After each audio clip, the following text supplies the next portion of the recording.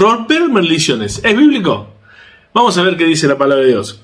La verdad que este movimiento está arraigado con el tema de lo que es la batalla espiritual, ¿no? La guerra espiritual. Al igual que aparentemente nuestros antepasados, ¿no? Las personas anteriores a nosotros, nuestros padres, nuestros abuelos, se hayan cometido conjuros demoníacos, pactos demoníacos. Nosotros, a pesar de que llegamos a conocer a Cristo, nosotros tenemos que hacer un acto, un rito, algo aparte para romper esas maldiciones. Y vamos a ver que esto no es así. ¿Por qué? Porque la Biblia dice que no hace falta hacer esto. ¿Por qué? Porque somos libres en Cristo. Si tenéis al Hijo, seréis verdaderamente libres, ¿no? Así que, pero bueno, no quiero basarme, vamos a ver los textos. Sí, yo a veces me adelanto porque es tan lindo poder vivir en la libertad con que Cristo nos hizo libre y mantenernos en esa libertad, no esclavizarnos por los mandamientos de los hombres, ¿sí? Así que este texto muy conocido para estas personas, Hechos capítulo 20, versículo 5, que dice, no adorarás ni lo servirás, ¿no? Hablando de idolatría. Porque yo, el Señor tu Dios, soy celoso, que castigo la iniquidad de los padres sobre los hijos hasta la tercera y cuarta generación de los que me aborrecen, ¿no? Vamos a explicar este texto luego que expliquemos otra característica del texto que habla referente a esto, porque en el contexto canónico de los pasajes que hablan sobre este tema, tenemos que descubrir cómo interpretar un pasaje como este. Desde ya quiero decirte, hermano, que enseñar que Dios hace caer la culpabilidad o la consecuencia del pecado por los pecados de los padres es una parte de la mitad de la verdad, es una parte. ¿Por qué? Porque cuando interpretemos Éxodo 25, más adelante, nos daremos cuenta qué significa que nuestros pecados como padres se trasladan a nuestros hijos, ¿no? ¿Qué heredan nuestros hijos? ¿Sí? Vamos a ver luego.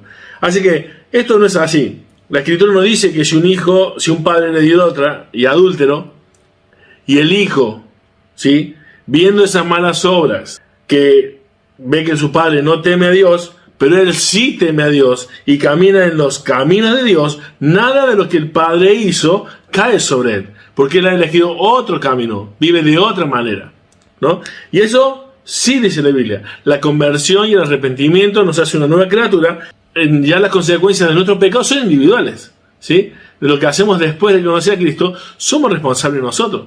Como lo anterior de conocer a Cristo, también somos responsables. Pero después de Cristo, obviamente que ya el pecado, como dice la Biblia, ya no se enseñorea de nosotros, porque hemos muerto al pecado y vivimos en Cristo, ¿no?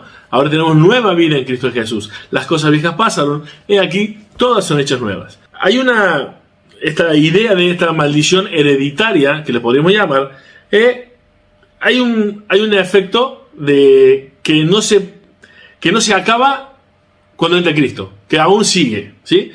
Entonces, vamos a ver. Ezequiel va a enfatizar, el profeta Ezequiel va a enfatizar qué significa todo esto, ¿sí? Y vamos a ver cómo interpretar luego a Éxodo, ¿sí? Así que le invito a vayamos a Ezequiel capítulo 18. Y fíjate que a través del profeta Ezequiel vamos a descubrir que la responsabilidad moral, ¿sí?, es individual, ¿sí? Te lo traduzco. O sea, que ese refrán decía, nosotros hemos pecado, ¿no? Nosotros tenemos consecuencias, hemos vivido en pecado, y las consecuencias lo sufren nuestros hijos.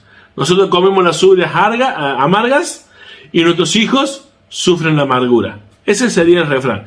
Nosotros comemos las uvas amargas, y nuestros hijos sufren la amargura de esas uvas, ¿sí? Eso sería el refrán, parafraseándolo. Dice el profeta, ¿ustedes piensan que es así? ¿Que este refrán es así? Miren lo que dice. Vivo yo, dice el Jehová del Señor, que nunca más tendré por qué usar este refrán en Israel. He aquí que todas las almas son mías, la alma del Padre como la del Hijo. Es mía. El alma que pecare, esa morirá. ¿Ves la responsabilidad? Esta gente se va excusando que lo que estaban viviendo era culpa de los antepasados. Ellos eran unos idólatras, ahora en este momento, y decían, no, nosotros somos idólatras, pero no es culpa nuestra, es culpa de nuestros padres. ¿Por qué? Porque nuestros padres comieron las uvas amargas y nosotros estamos sufriendo la amargura. Bueno, dice Ezequiel, ya no dirán más y no van a usar nunca más este refrán. Porque tanto Dios es Dios de tus padres, pero también es Dios de ustedes. Y toda alma que pecare, esa morirá. Responsabilidad individual, querido hermano. ¿Qué dice el versículo 20? Mira, el alma que pecare, esa morirá. El Hijo no llevará el pecado del Padre, ni el Padre llevará el pecado del Hijo. La justicia del justo será sobre él, y la impiedad del impío será sobre él. No hay tal maldición generacional, ni maldiciones hereditarias, ¿no? Fíjate, ¿por qué? Porque si un hijo, mira lo que dice en el capítulo 18, el versículo 14 al 19, leemos de Ezequiel 18. Querido, que me estás escuchando, vive en la libertad con que Cristo te hizo libre. Te hizo libre de toda maldición. ¿Por qué? Porque el pecado es responsabilidad de cada uno. No le podemos echar la culpa de los pecados que nosotros vivimos a nuestros padres. Nosotros tuvimos la capacidad de decidir qué hacer con las cosas bien y hacer las cosas mal. Ahora, ¿qué pasa? Por eso dije al principio que hay una mitad de la verdad de esto que estaban diciendo. Es que hay una gran posibilidad de que lo que vean nuestros hijos, ellos hagan lo mismo, ¿no? Entonces, la correcta interpretación de Éxodo 20:5 sería, o sea, querido, este pasaje está diciendo, si tus hijos ven pecado y pecado y pecado, lo más seguro es que ellos vivan en ese pecado, ¿no? Y Dios no va a tolerar eso, por más que hayan pecado ustedes. También los hijos han pecado, entonces recibirán la consecuencia del pecado de sus padres. Entonces, allí la exhortación es que justamente tenemos que mirar lo que hacemos como padres. Tenemos que tener una responsabilidad individual ante las ordenanzas de Dios. ¿Por qué? Porque nuestros hijos sufrirán la consecuencia. Eso es lo que está diciendo el pasaje. Así que no hay una maldición generacional por la responsabilidad de nuestros padres. Hay una consecuencia de pecados que los padres hicieron que sufrirá nuestra familia. Eso sí está diciendo. Y que Dios no nos va a dejar, no nos va a exonerar de esa responsabilidad. Porque nosotros, a pesar de que hemos sido influenciados, somos responsables ante Dios de seguir sus ordenanzas, de manera individual. ¿Sí? Porque de la misma manera que un hijo sigue los pasos de su padre haciendo todo mal, hay hijos que entendieron la verdad, conocieron la verdad y se apartaron del camino y no hicieron lo que los padres hicieron, ¿no? Entonces hay una responsabilidad individual. No existen las maldiciones generacionales, querido hermano. Sobre todo ahora hablando de los creyentes. Lo apliquemos en nuestras vidas. Un verdadero creyente ya rompió con su pasado. Las implicancias espirituales que teníamos con los pecados ya no es la misma, porque Cristo en la cruz venció al pecado, a la muerte y al que tenía el poder sobre la muerte. Entonces el pecado no es más nuestro rey. Ya no somos esclavos del pecado, pero sí sigue siendo nuestro enemigo. Por eso tenemos que tener cuidado. Esa es la única diferencia.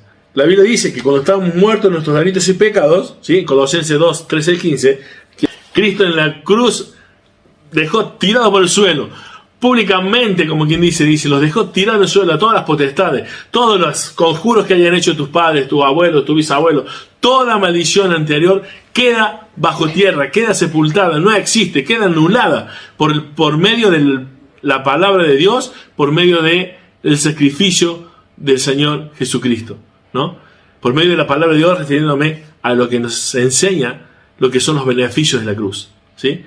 No hay que andar hablando de una palabra aparte, ¿no? Es creer en la palabra que dice que Cristo nos hizo libres de toda maldición, de toda acta que se levantaba contra nosotros, de todo poder y de toda potestad, ¿sí? Así que Cristo nos redimió de la maldición de la ley, querido hermano, habiendo hecho, ¿no?, él mismo maldición por nosotros, como está escrito, ¿no?, en Gálatas 3:13. La Biblia dice, hermano, que fuimos comprados por un precio. ¿Saben lo que es la redención? La redención es que hemos sido comprados, hemos sido redimidos, hemos sido comprados, ¿sí? Y cuando en la antigüedad alguien era comprado por otro, el anterior dueño ya no tenía potestad sobre él. Ahora el dueño nuevo era el que tenía potestad total sobre el esclavo. Así que Cristo nos ha redimido, y no con dinero, ni con oro, ni plata, sino con la sangre preciosa que Él derramó por nosotros. Así que ya somos de Él, ya somos de Él. Ya el creyente, el diablo no le puede tocar, porque ya no somos más de Él. Antes, por naturaleza, éramos hijos de desobediencia, pero ahora fuimos justificados por Cristo. Que hermano, vive en la libertad con que Cristo te hizo libre.